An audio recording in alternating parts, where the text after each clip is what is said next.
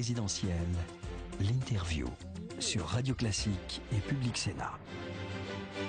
Bonjour Mickaël, donc Bonjour Laurent Fabius, nous sommes un quart d'heure en direct ensemble. Est-ce que vous considérez, même si vous avez apprécié cette conférence de presse, qu'elle était un petit peu prématurée? Parce qu'en venant ici, j'ai écouté nos confrères d'RTL qui ont fait un petit sondage, et dans le sondage, on a comme résultat finalement que les Français considèrent que le deuxième tour n'est pas joué. Alors est-ce que c'est pas une conférence de presse à caractère présidentiel, je dirais prématurée, un peu provocante? Je pense que c'était un exercice utile parce que, d'abord, ça inaugure au cas où, on a raison d'insister sur au cas où François Hollande serait élu, le style de relation qu'il veut avoir avec la presse, avec l'opinion.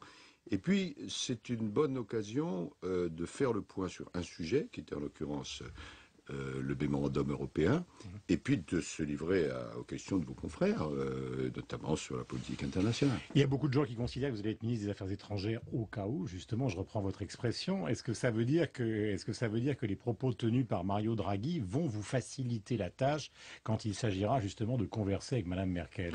Alors, sur mon propre sort, vous me permettrez de subordonner tout ça à ce qui va se passer. Hypothèse, au cas où. Non, mais pour le moment, on est dans la ligne droite pour le problème reste faire le maximum pour gagner. Alors, sur le fond,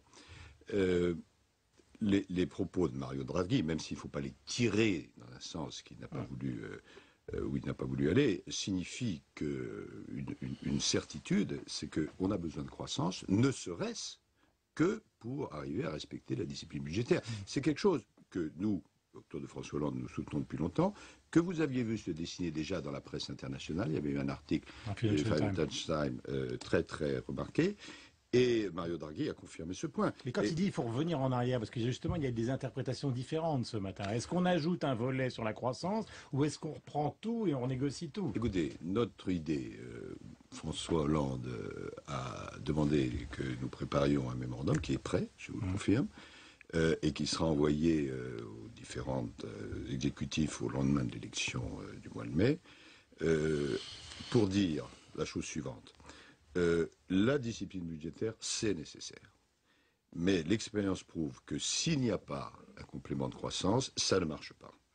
Et en plus, je voudrais ajouter ceci, ça crée non seulement des problèmes économiques considérables, mais des problèmes sociaux qui risquent de mettre en cause la croissance. Et donc, à partir de là, nous faisons une série de propositions, 4 en particulier, qui ont été résumées hier par François Hollande, qui permettront de relancer la croissance, soumis bien sûr à discussion avec les autres partenaires. Madame Merkel également a dit qu'il fallait un petit peu plus de croissance, donc c'est une avancée.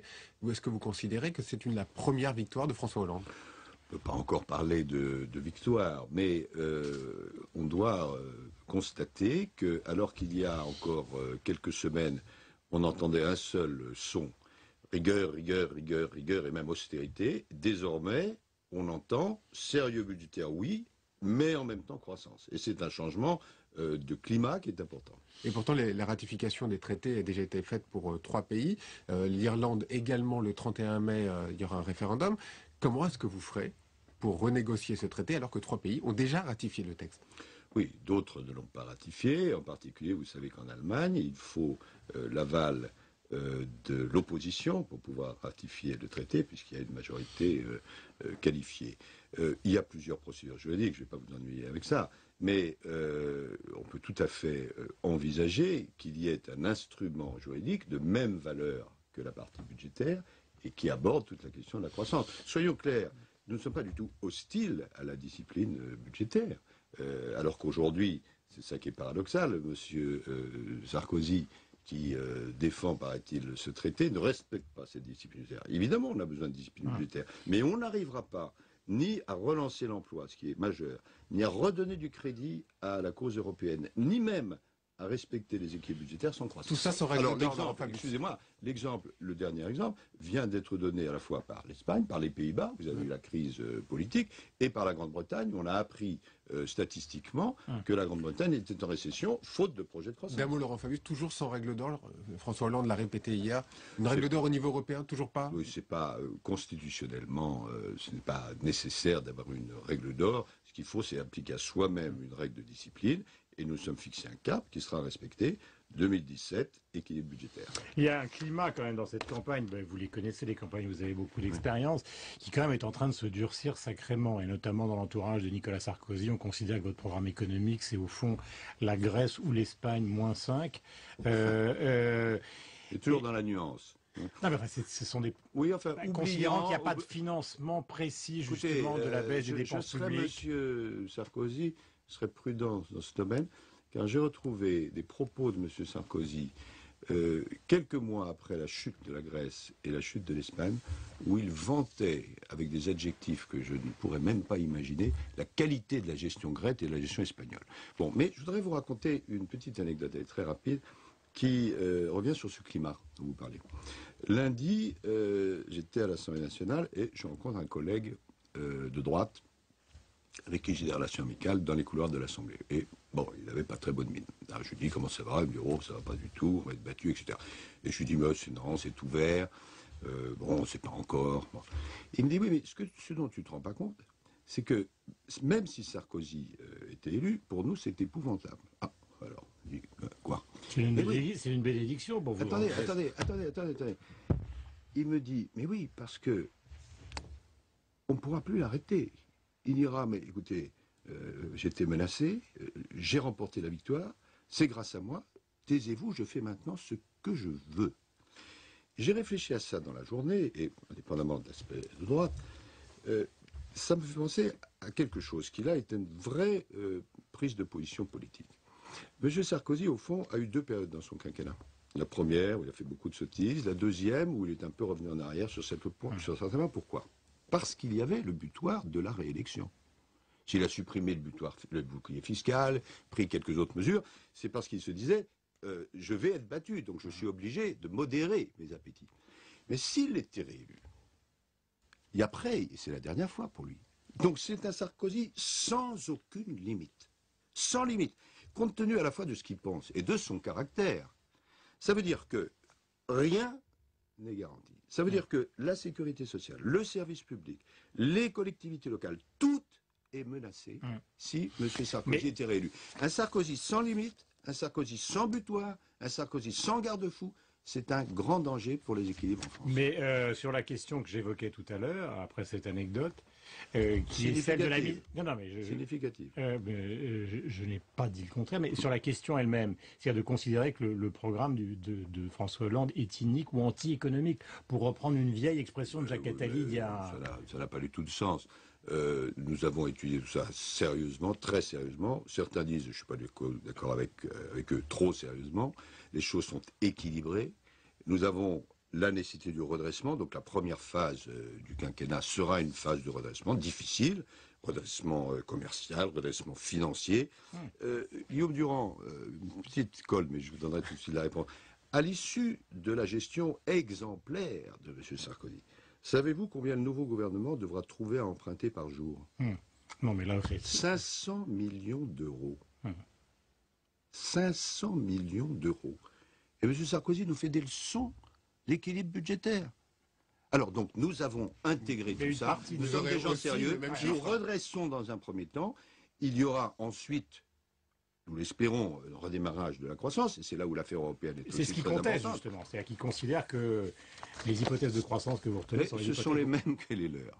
Exactement les mêmes, vous le savez. Donc, une politique de redressement qui n'est possible que par l'effort, l'effort n'étant acceptable que par la justice. Et au fond, le triptyque, c'est redressement, effort, justice. Laurent Fabius, on parle beaucoup en ce moment des électeurs du Front National. On accuse Nicolas Sarkozy, d'ailleurs, les thèses, François Hollande l'a répété hier, François Bayrou également. Mais aujourd'hui, le PS n'a aucune responsabilité dans le score du Front National. Est-ce que vous pouvez dire aujourd'hui qu'il est honteux pour François Hollande de courir derrière aussi les électeurs du Front National? Qu'est-ce que l'État n'a aucune responsabilité? Le score des 18% du Front National, qui est un score très haut, on accuse Nicolas Sarkozy, mais aujourd'hui, est-ce que la gauche a une responsabilité aussi dans ce score? Vous pouvez me rappeler qui est président de la République depuis 5 ans, qui est au pouvoir depuis 10 ans? Je n'ai pas compris que ce soit François Mitterrand, Lionel Jospin ou François Hollande. Donc si on fait un rapport entre la situation du pays et les votes des électeurs, évidemment, de ce point de vue-là, il n'y a pas de responsabilité. Maintenant, si on a une réflexion globale, plus globale. À la limite, l'ensemble des forces sociales, politiques, économiques doivent s'interroger. Mais ce qu'il faut surtout maintenant, c'est vous rappeler la phrase très contestée que j'avais utilisée il y a ça beaucoup d'années, en disant que le Front National posait des questions justes, mais apportait des mauvaises réponses. C'est toujours J'allais y vrai. arriver. C'est toujours vrai. Bon, les questions, c'est pas des questions spécifiques au Front National, c'est des questions de pouvoir d'achat, des questions d'économie, des questions d'orientation européenne. Bon, mais les réponses ne sont pas pertinentes. Et le drame, souvent, c'est que les gens qui votent Front National seraient les premières victimes de l'application des idées du Front National. Si vous fermez les frontières de la France, il y a 1/5 de la production qui ne peut plus exister, et donc c'est un chômage massif. Bon, mais le fait qu'il faut entendre, je ne dis pas partager, mais entendre ce que ces millions d'électeurs disent, c'est le b.a.-ba. Ce matin, en lisant les journaux, Laurent Fabius, vous avez probablement vu la prise de position de Valéry Giscard d'Estaing. Il y a aussi des articles sur la distance prise par François Bayrou. Est-ce que vous avez l'impression que, Giscard a rejoint, parce que ce sont deux personnages qui ont joué un rôle important dans la politique du centre? J'ai lu en travers l'interview de M. Giscard d'Estaing et elle m'a fait sourire. Je me suis dit que vraiment, il ne pourrait jamais être d'accord avec Jacques Chirac, y compris sur le jugement à propos de François Hollande. Et François Bayrou, est-ce que vous considérez que son choix est déjà fait? Il a dit je vais me décider, ou je vais annoncer officiellement après le débat les consignes que je peux donner. Je ne sais pas, mais j'ai des discussions bien sûr avec des gens qui ont voté pour François Bayrou. Je crois qu'il y a 3 thèmes auxquels ils sont sensibles, à part la personnalité de François Bayrou. Le thème de la moralisation de la vie publique, et ça, je pense que, évidemment, ça penche quand même beaucoup plus du côté de François Hollande. Le thème du produire français, ou enfin d'une autre Europe. Et puis, le thème de la réduction des déficits. Si ce sont les points qui les déterminent, beaucoup d'entre eux voteront pour François Hollande. Est-ce que vous considérez, par exemple, que les attaques sur le vote des étrangers au municipal en 2014 ont dit, ou on accuse la gauche, au fond, de pousser la société française à un vote communautaire? Je crois que c'est l'inverse. C'est un sujet évidemment difficile, mais c'est exactement l'inverse. Si on veut intégrer l'ensemble de ceux qui vivent en France, eh bien, il faut leur donner les moyens de participer au scrutin. Alors, en l'occurrence, c'est un scrutin, le scrutin communal. C'est une façon importante de les intégrer. Oui, mais l'argument qu'ils prennent, c'est qu'ils reviennent toujours sur l'exemple donné partout des différents horaires dans les piscines chez Martine Aubry. C'est un exemple complètement faux, mais merci d'en parler, si on a 30 secondes. À l'origine, c'était sous Pierre Mauroy. Il y a une demande de femmes obèses, c'est la réalité, d'avoir des horaires séparés. Parmi ces femmes obèses, il y avait des femmes sans religion, avec religion, il y avait tout le monde. Bon. Et Pierre Mauroy a accepté.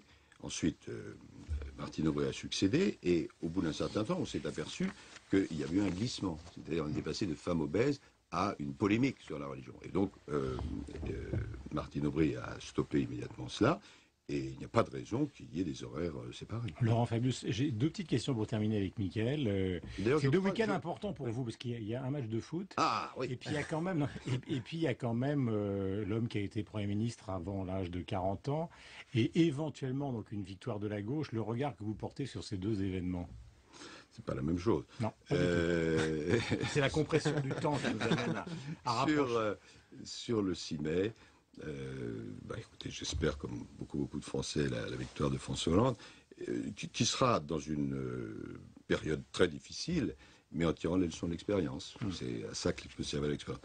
Quant à Quevilly, à l'USQ, c'est une aventure extraordinaire. C'est vraiment les petits poussets, un club amateur, avec des moyens de fortune, sans mauvais jeu de mots. On les aide au maximum. Ils ont un cœur énorme. Ça veut dire qu'avec une volonté, du talent et un grand cœur, on peut surmonter beaucoup d'épreuves. Et ils jouent contre Lyon. Mickaël. Dernière petite question, Laurent Fabius. Vous avez affronté en débat Nicolas Sarkozy. Un conseil pour François Hollande pour la semaine prochaine? Je lui ai déjà dit à François Hollande, il faut qu'il soit lui-même. Une faille de Nicolas Sarkozy, peut-être? Une faille, non, mais une manie, et qui vous pose des questions à vous, des problèmes à vous, journalistes. Nicolas Sarkozy manie l'interrogation en permanence. Et sa principale façon de parler, c'est trouvez-vous normal que. Alors, trouvez-vous normal qu'on assassine les gens dans la rue, trouvez-vous normal que. Et à partir de ces fausses interrogations, il veut capter la bienveillance positive. C'est un truc d'avocat, il faut le connaître et le démonter. Merci Laurent Fabius d'être venu sur l'antenne de Radio Classique et de Public Sénat ce matin. Bonne journée à vous. Bonne journée. On se retrouve demain.